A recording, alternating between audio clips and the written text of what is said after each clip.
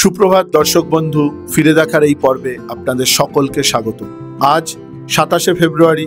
অন্যান্য দিনের মতো আজকের দিনেরও কিছু গুরুত্বপূর্ণ ঘটনা নিয়ে আপনাদের সামনে উপস্থিত হয়েছি। চলুন দেখে নিই আজকের প্রথম ঘটনা।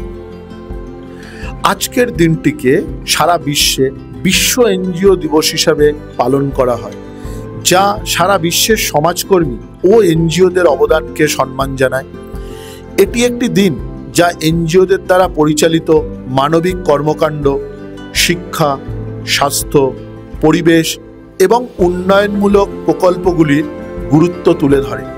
এই দিনটি সমাজের উন্নতিতে তাদের অবদানের জন্য এনজিওদের ধন্যবাদ জানাতে উদযাপন করা হয়।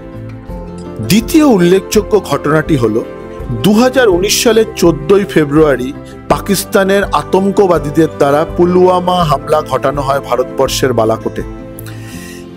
এর ফলস্বরূপ ভারতবর্ষের বিমান বাহিনী পাকিস্তানের যে আতঙ্কবাদী বিভিন্ন শিবির রয়েছে সেগুলো ধ্বংস করে।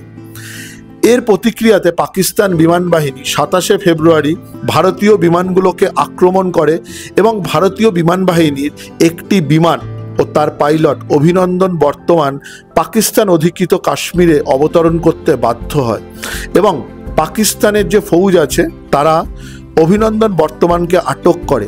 এ ঘটনার পর ভারত পাকিস্তানের মধ্যে উত্তেজনা বেড়ে যায় এবং ভারতবর্ষ ও আন্তর্জাতিক চাপের মুখে 1 মার্চ পাকিস্তান অভিনন্দন বর্তমানকে মুক্তি দিতে বাধ্য হয়।